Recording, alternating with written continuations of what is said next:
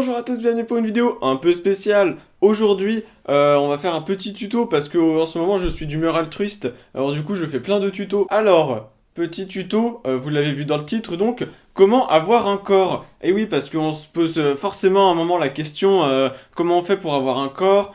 Comment devenir un homme comme vous, comme dirait Roi Louis dans le livre de la jungle. Je sais pas s'il s'appelait comme ça, mais on va dire que c'est ça. Et ensuite, eh bien, voilà, c'est ça la question. Donc, on va y répondre maintenant. Alors, pour avoir un corps, déjà, il faut naître. Et voilà, j'espère que vous avez apprécié cette réponse. J'espère que la vidéo vous aura plu. Mais c'est pas fini, c'est pas fini. Et non, parce que on peut aller plus loin. On peut aller plus loin sans aller trop loin parce qu'il ne faut pas aller trop loin. Diderot nous l'a dit. Alors, évidemment, qu'est-ce qu'on peut dire de tout cela? Eh bien, on peut tout d'abord dire bonjour. Mais après, on peut dire d'autres choses. Pourquoi avoir un corps? Quel est l'intérêt du corps finalement? Puisque le corps, bah, tout le monde en a un. Je veux dire, même Donald Trump, il en a un. Donc, c'est dire quoi. Si même Donald Trump en a un, tout le monde peut en avoir un. Première étape de la réflexion. Après, il y a des corps qui sont plus compliqués à disposer que d'autres, hein, comme Donald Trump du coup.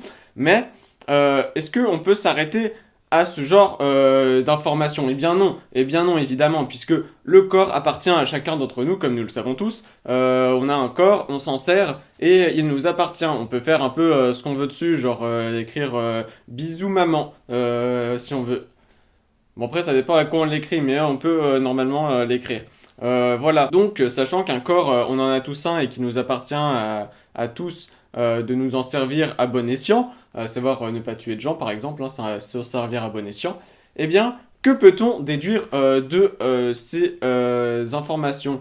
Eh bien, un corps, bah déjà c'est pratique, genre si on veut se déplacer, si on veut utiliser des objets en général. Après évidemment il y en a pour qui c'est plus compliqué, notamment à cause de handicaps divers et variés.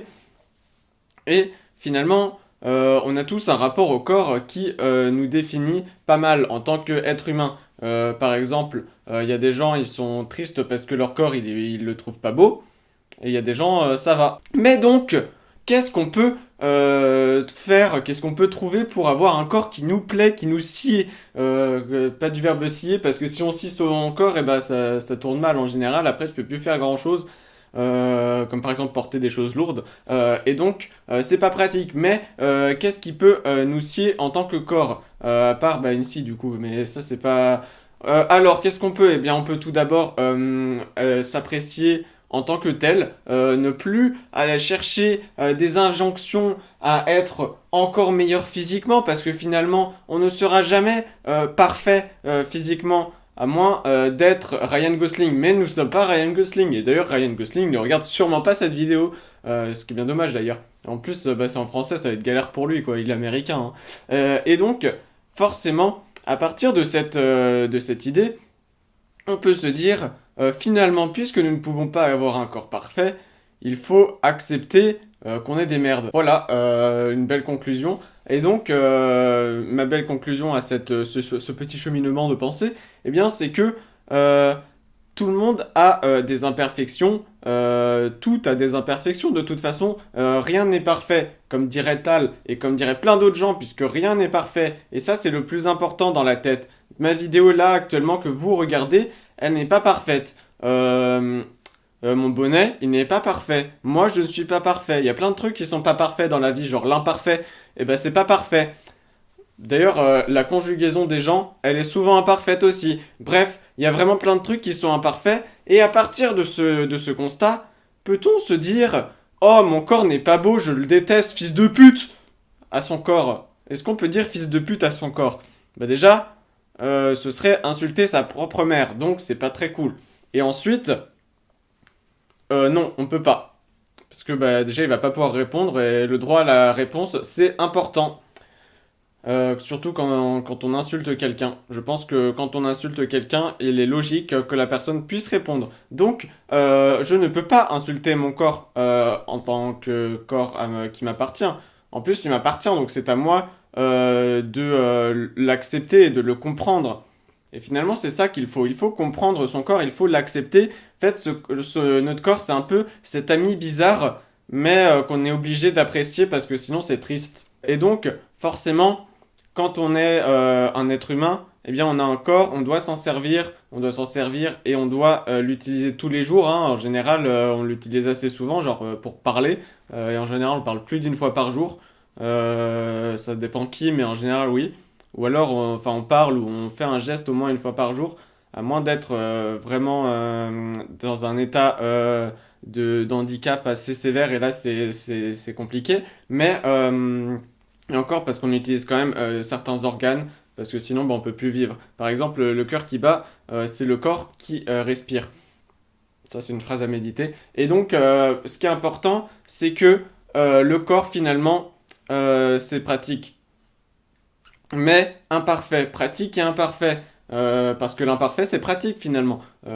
Pour parler au passé, par exemple. Mais ce qui est important, du coup, c'est que, vu que le corps est imparfait, mais qu'il est quand même pratique, eh bien, il faut accepter ses fêlures, et il faut accepter ses douleurs, sans pour autant dire qu'on est des merdes, hein.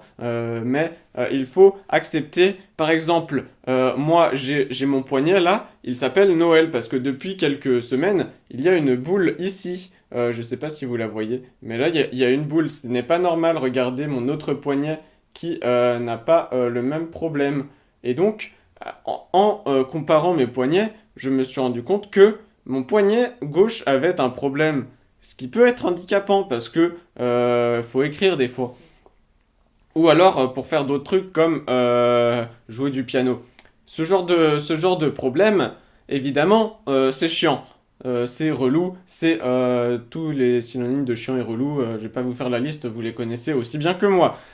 Et donc, à partir de cette idée qui est que le corps nous met des bâtons dans les roues pour accéder à la vie, oui, c'est vrai, cette phrase n'est pas française encore une fois, mais elle montre l'imperfection, l'imperfection qui nous permet d'accéder à une supériorité intellectuello-physique qui fait notre grandeur finalement, puisque l'imperfection c'est la grandeur, et ça on le dit pas assez, on dit toujours vise le vin, sinon t'es qu'une petite merde, quand t'es à l'école par exemple, mais ce qu'il faut retenir c'est que quand t'as 19 mais que tu as fait une faute comme ça, d'inattention, eh bien c'est toi le vrai héros. Parce qu'une personne qui a 20, qui n'a aucune fêlure, ce n'est pas un héros.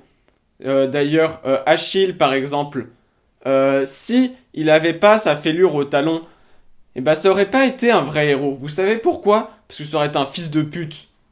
Alors que là, Achille, dans l'Iliade, quand il fait la guerre et tout, là, bon, ça, la guerre c'est pas cool, rappelez-vous que la guerre c'est pas cool, mais quand il fait la guerre et tout, il fait bonjour, au revoir, vous êtes mort.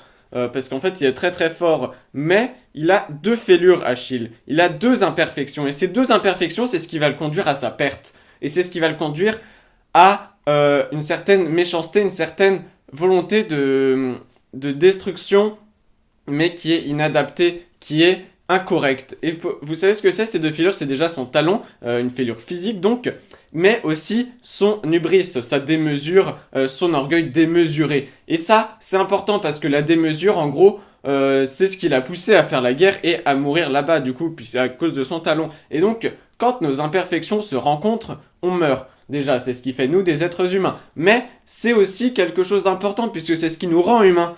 Encore une fois. Et donc, finalement, en tant qu'humain, on doit accepter qu'on a des imperfections d'un point de vue corporel, d'un point de vue aussi spirituel, d'un point de vue de tous les points de vue. Tous les points de vue sont bons, mais il faut retenir que l'imperfection corporelle, c'est une imperfection comme une autre. Et que, par exemple, si je considère que j'ai un gros nez, que j'ai une peau pas assez soyeuse, que j'ai une pilosité à mourir de rire, comme on dit, ou encore que j'ai un corps de ficello spécialité phasme, eh bien forcément c'est compliqué. On se dit oh là là mon corps fils de pute. Mais il ne faut pas, comme je viens de le dire il y a quelques minutes, parce que finalement l'amour de soi, l'amour de son corps, eh bien c'est ce qui nous pousse à la destruction d'une forme patriarcale et matriarcale, puisque les deux sont dans le même panier cette fois, afin de vivre heureux, vivre mieux, vivre moins cher,